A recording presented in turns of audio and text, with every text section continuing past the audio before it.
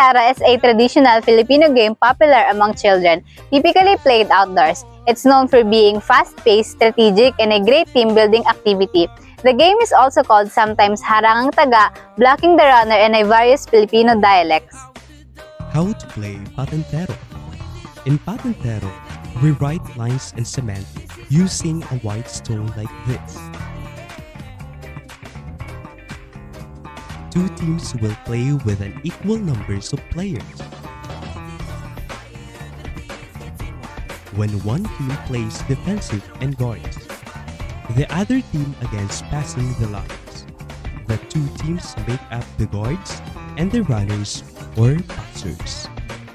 The guards assign a player to the lateral line in the middle of the rectangle. Other players on each horizontal line. The objective of the runners is to get across to one end of the big rectangle and back without being touched. The main objective of Patintero is for the offensive team called runners to cross a series of lines without being tagged by the defensive team called taggers. There are two teams, which with around 5 to 6 players, players take turns being runners or taggers. Cultural significance, Patintero, like many traditional games, promotes camaraderie, quick thinking, and physical activity. It's played widely in Filipino schools and communities and remains a nostalgic game that connects people across generations. This game can be a great way to introduce teamwork, strategy, and cultural heritage in fun activities for school or family gatherings. 1, 2, 3, go! Boom!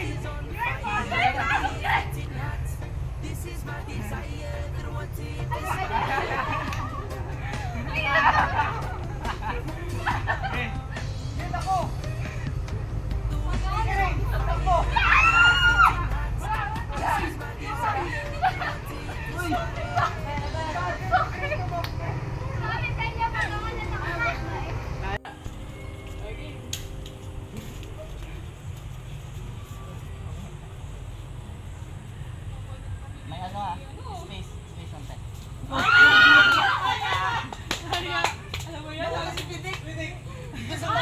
Bon, sabay tayo dapat.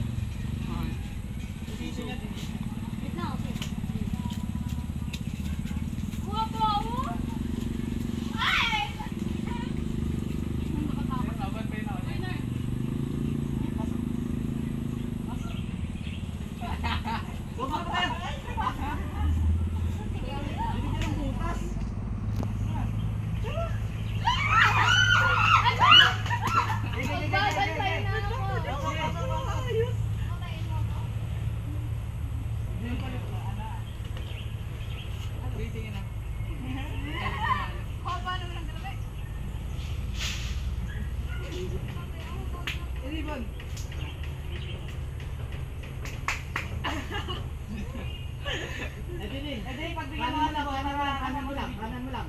Bantayan mo na kanan mo. Sige, kumanan ka na. Sige, diretso sa kanan. Kaya mo to. 4-3 dito.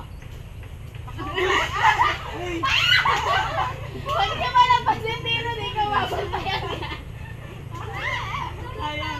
Ano dyan? Gilang. Ay, huwag mo. Ay, Bidik, huwag niya malabas yung tiro, hindi ka babantayan yan.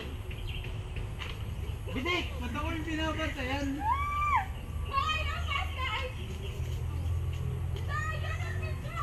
Gege, okay lang dyan.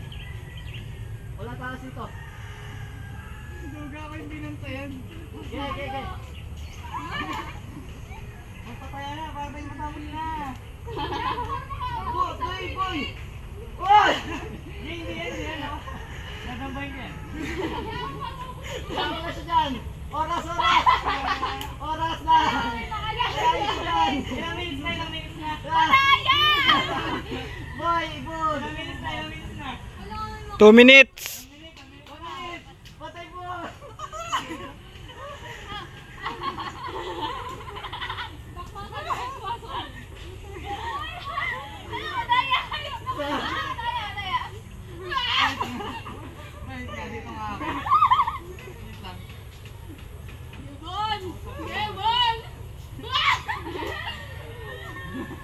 Ay, second ka lang, boss!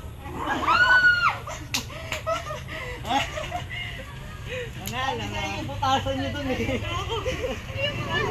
Tapos na? Oh, tapos.